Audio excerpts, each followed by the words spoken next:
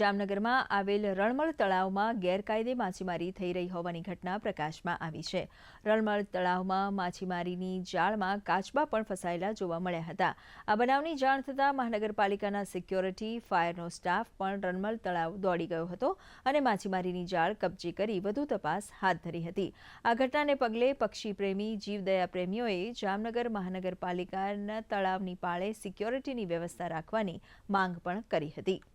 અમારા ધ્યાનમાં એક મેટર આવી હતી કે બાટલા તળાવના ભાગમાં માછીમારી ગેરકાયદેસર રીતે માછીમારી થતી હોય તેવું અમને જાણ મળેલ।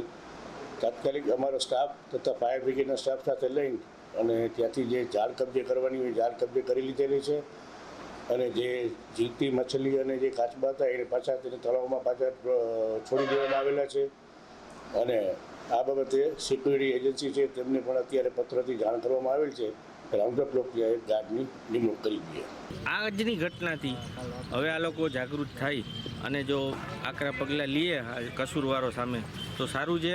તો આ જીવદયા પ્રેમી તરીકે કે પર્યાવરણ પ્રેમી તરીકે એક અમારી લાગણી છે કે માછલીઓ કે કાચબા એ મરવા ન જોઈએ આ રીતે। તો તાત્કાલિક પગલાં લેવામાં આવે ને સિક્યુરિટીની વ્યવસ્થા કરવામાં આવે।